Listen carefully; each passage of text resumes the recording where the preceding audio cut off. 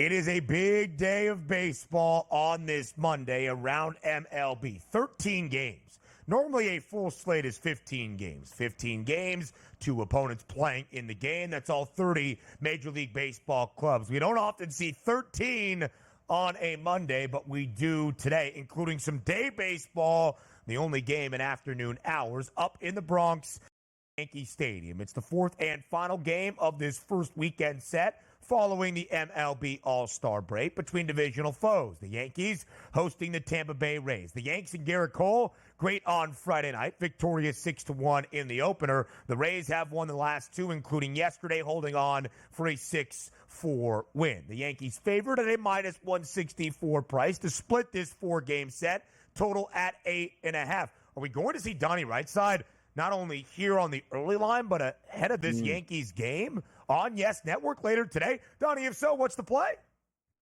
Yeah, filming early this morning, man, before the sun came up, getting ready. Because why? A Monday early start up in the Bronx. That's exactly what we need to get our juices flowing for a new week, new money. If we take a look at the pitching matchups today, Ben, I got 24 pitchers on the card today with a minimum of 20 innings pitched over the past 60 days. Number 14 and number 15 on this card out of 24. That's Carlos Rodon and Zack Littell. You take a look at that Yankees lineup to start against right-handed pitching over the past month. First 4 guys have been really, really good. That's Rice, Soto, Judge, and Wells. The rest of that lineup, outside of Trent Grisham, a lot to be desired. But if we're taking a look at some of the non-analytical numbers for Zack Littell over the past 30 days, they've been bad. ISO power numbers against through 86 batters, a 162, right around the average number, but the weighted on base percentage is inflated up to a 342. The one thing you do like, he's a decent strikeout guy, doesn't walk too many guys. He's going to need that today. 86 degrees in the Bronx, 11-mile-an-hour wind blowing out to left field today. Flip it over to the other side and take a look at Carlos Rodon. Nothing has really gone right for him, Ben, since just about coming to the New York Yankees.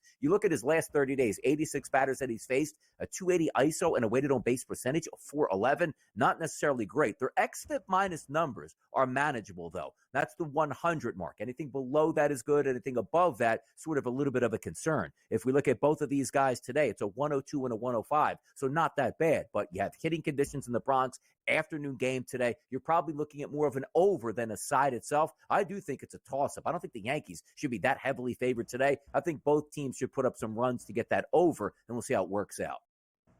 Let's go to an AL Central duel as well. Divisional foes face off in the land. The Guardians now second best mark in the American League after losing their opening weekend set following the break to the San Diego Padres. Baltimore has one more win, a half-game advantage over the Guardians. And today, the Tigers a favorite on the road at minus 124. Let's start with Detroit. Victorious in 9 of its last 12 games. 4 consecutive series wins, a sweep over Cincy, a 4-game series win over these Guardians, a series victory over the Dodgers, and then they open up after the break, taking 2 of 3 from the Blue Jays. Is this potentially the final or one of the final appearances for Tarik Skubal in a Tigers uniform? He is on the road today against the Guardians. We are 8 days away from the MLB trade deadline. His name has been floated. The Tigers now, again, winning 9 of their last 12, only 2 games below 500. What do you say, Donnie? Any extra motivation? One last dance in Detroit for Tarik Skubal on the road today in Cleveland? It's kind of crazy. Like, if you're the Detroit Tigers, like, why is this guy's name even on the market at this point? One of the best young pitchers in baseball. So you figure if you're going through a rebuild, you can do that in 2 to 3 years, and he still should be able to be a dominant pitcher in Major League Baseball and something your fans can hold on to. Well, that's going to be a different point if he does get traded. Certainly, how many prospects are coming back to Detroit? Probably a ton. But if we're just looking at today's game overall, as I said, there's 24 pitchers on the card today. You know who's number 1 by a long shot? It's Tarik Skubal. A 68 xFIP minus, an ERA of 2.95 over the past 60 days, and an xFIP of 2.81. Damn near unhittable. Now, here's the interesting part. As you talk about Detroit, it typically used to be like maybe 1 or 2 batters were okay in that lineup, and the rest were terrible. It's not the case anymore. You arguably have close to 6 batters at above average ISO power numbers over the past 30 days against right-handed pitching. That's what's pulling Detroit out, because they're getting good pitching along with some solid hitting at times. When you take a look at Carlos Carrasco, here's what's going to be interesting, Ben. Over the past 60 days, an ERA of 4.87, but an xFIP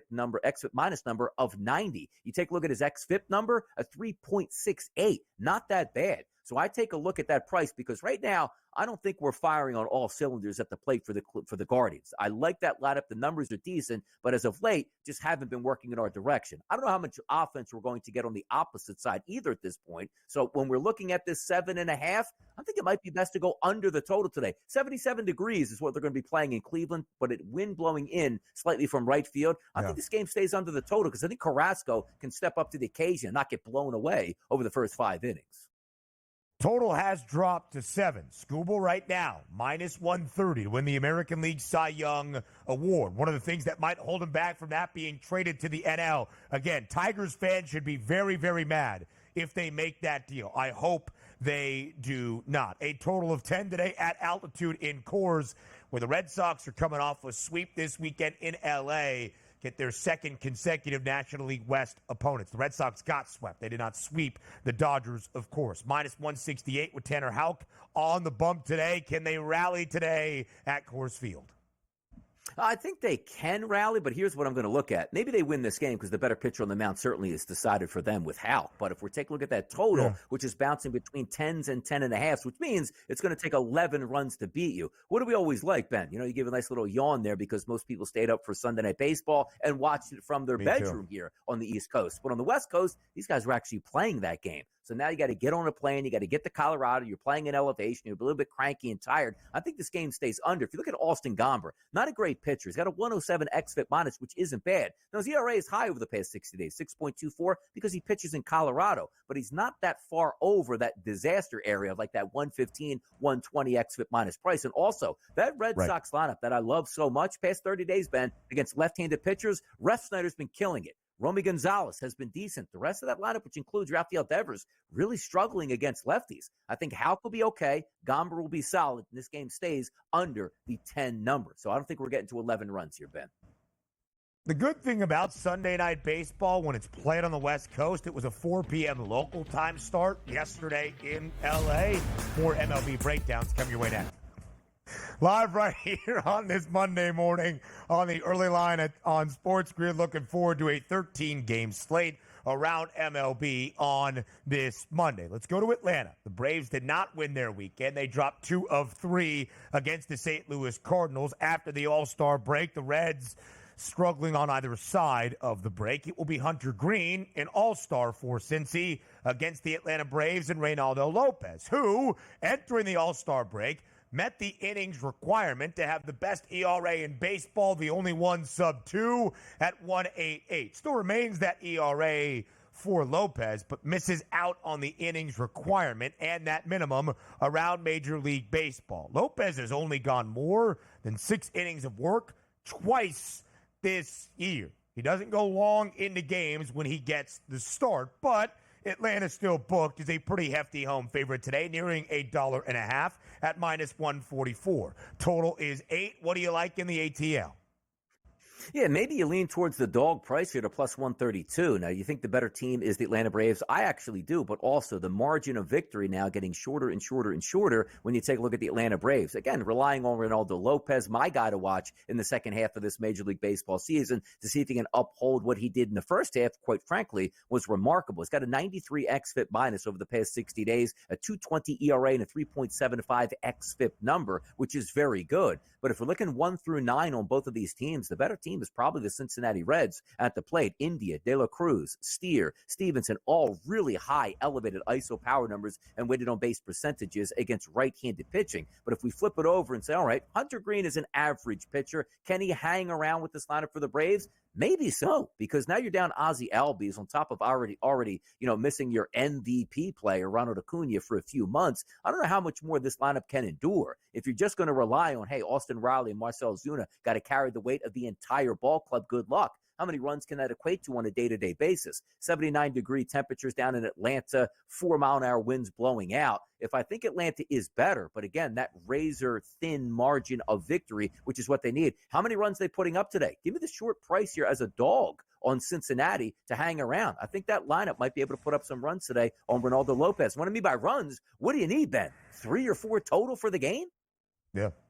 All of a sudden, a pretty good game, by the way, in Pittsburgh at PNC Park. The Buccos did not pull off the sweep over Philadelphia yesterday. The Phils winning 6-0 in that finale. But Pittsburgh has been playing really well as of late. Victories in 7 of their last 9. The Pirates now above 500. It happening this weekend for the first time since April 24th. The St. Louis Cardinals are 21-13 in the last month plus as well. Pittsburgh, a slight home favorite today, minus 126 against the Redbirds. Total of 8.5. Donnie, a game that actually looks pretty good on paper and should be.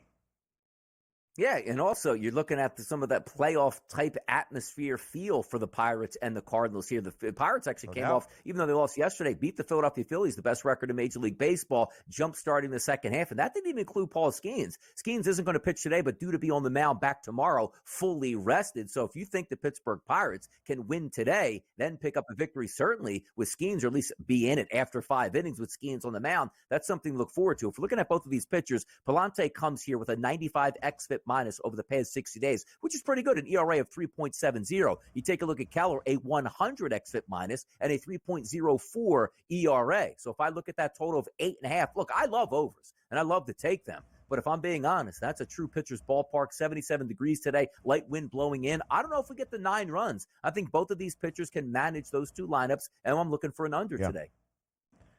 As Donnie alluded to, 8.5 is that total. A ton of divisional duels on this Monday to start off a new week. We keep in the NL Central, and we go to Wrigley, a virtual pick'em. Milwaukee minus 110. The Cubbies and Javier Assad on the other side, minus 106. 8.5 the total today at Wrigley Field.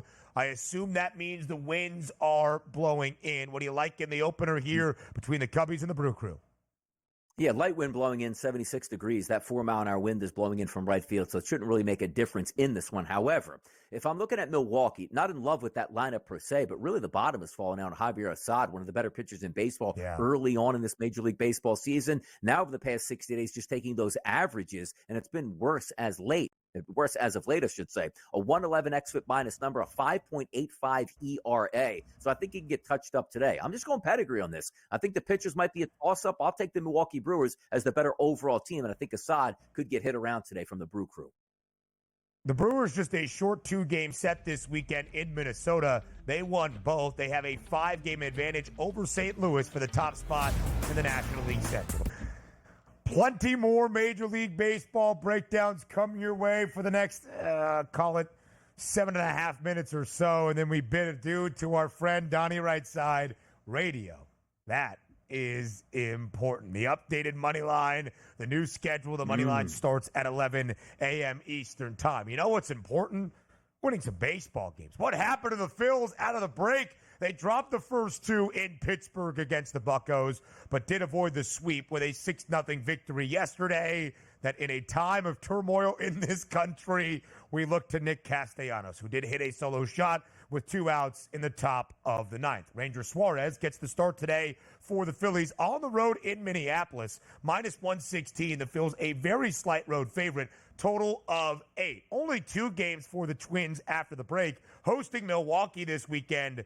They lost both. What happens here on this Monday to start off a new week? Yeah, that's going to be the biggest question mark, is which actual Ranger Suarez are we getting? The guy over the first 10 or 12 starts of the season that might have been up for a Cy Young award, or the guy that we've been seeing lately who's struggling to get guys out? You take a look at Ranger Suarez over the past 30 days, 102 batters faced, been a 181 ISO power number, which is elevated, and a weighted on base percentage of 378. That's going to do you in here. And by the way, a 361 weighted on base percentage over the past 90 at-bats to right-handed batters. Now, here's what the question's going to be. You're looking at the lineup today, Ben, including switch hitters for the Minnesota Twins. Every single one of them will be a right-handed batter. So that could be some damage today. And also, you take a look at guys outside of Diego Castillo, who has 2 at-bats against lefties over the past month for a 0 ISO and a 0 weighted on-base percentage. Every other player in that lineup elevated weighted on-base percentage numbers. You flip it over to the Phillies, they'll be fine at the plate. They got a lot of great guys who have done well over the past 30 days against right-handed pitching. Turner, Harper, Bohm, Castellanos, Marsh, and Rojas, they should be okay. Then you have the power stroke in that first spot there with Kyle Schwarber. However, Ober's been a decent pitcher over the past 30 days and been a decent pitcher this season. Winds blowing out at 7 miles an hour, close to 80 degrees. So I take a look at that graphic there and say to myself, do I think the Phillies can win? I do, but I don't really trust Ranger Suarez right now. But I just told you, there's a lot of guys in both of these lineups with good weighted on-base percentages here on maybe one of the better hitting days in Minnesota you'll find, roughly 80 degrees with the wind blowing out. Why not an over in this spot here? Hey, look, if Ranger Suarez goes back to his first part of the season, it's a dead under. But if we get 4 innings pitched and 4 earned runs at a Ranger, which feels like is what he's been doing, why not go over here? DRS, when you look at Ranger Suarez, 19 starts made this MLB season. In the first 16, he had a 10-2 record with a 1.83 ERA. Had given up just 20 earned runs in total in his first 16 outings of the year. He has given up 15 earned in his last 3 starts, nearly as many earned runs given up in his last 3 as the entirety of his season prior, and he has dropped, of course, 2 of those 3. He got up to a 9-0 start with a 1.36 ERA near the end of May. So it is fair to question what version of Ranger Suarez you are going to see, and it's part of the handicap, I guess, for Philadelphia the remainder of this season. Again, the Phils a very slight road favorite in the Twin Cities. A good matchup this week at Kauffman in Kansas City between the Royals and the D-backs. Arizona has won 9 of its last 12. They keep winning series against some of the best, as we have seen KC sweeping the worst team in baseball to open up after the All-Star break, that being the White Sox. Minus 156 in favor of KC with the All-Star Cole Reagans on the bump. Is it going to be as easy as a win for the Royals as the odds makers anticipate? Yeah, by the way, a couple of Royals played in that All-Star game, so it's no longer to say, like, I don't know who Cole Reagans is, now an All-Star performer, because he's been really good this year. And even over the past 60 days, I already told you how good Tarik Skubal has been with that xFIP minus of 68. He's right behind him, number 2 overall on the card today with a 74 xFIP minus. And how about this? An ERA of 2.67 over the past 60 days and an xFIP number just over 3 at 3.05. He should be able to handle his business today. And also, do you just say every single game, I don't care who is on the mound against the Kansas City Royals, just give me Bobby Witt home run, RBI props over his, batting numbers of 1.5 total bases and all that good stuff here. He has been electric this season. I'll go with the home team here. It is a heavy price for a Kansas City Royals team, but you're getting the much better pitcher on the mound today at home. I'll go the Royals direction here. The D-backs playing really good baseball, by the way. Again, winners of 12 of their last 18. They have not lost a series in their last 6 sets, looking like the reigning National League pennant winners. But, of course, everybody in the National League West looking up at the Dodgers. An opening weekend after the break sweep over the Boston Red Sox. Minus 126 at home today against the San Francisco Giants. A favorite against Blake Snell and the Giants. I'll be completely honest. I don't even know who the starting pitcher is today for Los Angeles. Do you, DRS? It says Ryan, which, again, you're just putting the Dodgers as a favorite here posted because they're at home and how electric their 1 through 9 can be. But let's also remind ourselves, Blake Snell to open the season, not very good. Goes on the IL. He's been good since coming back here. So if you're going to give me Snell against a guy we don't know much about at this point, I'm going to go with Blake Snell with the plus money price here. I don't care if the Dodgers have won 3 straight games out of the break and are still at home today. I'll take the short price here on the San Francisco Giants. All right, River Ryan is his name. He gets the start today. Should be his Major League Baseball debut. The number 4 River prospect in the ravine. in LA's River. Oh, see, now I was willing to take Now Blake Snell with some plus money. Now I think it's got to be River Ryan at the Ravine. That's a good point. The Dodgers, by the way, eyeing both River Ryan and potentially Clayton Kershaw to make a return in this series against their bitter rivals from Northern California in San Francisco. Let's finish up here, DRS, very quickly with the 4th and final game from the opening weekend and then some. The Mets and the Marlins.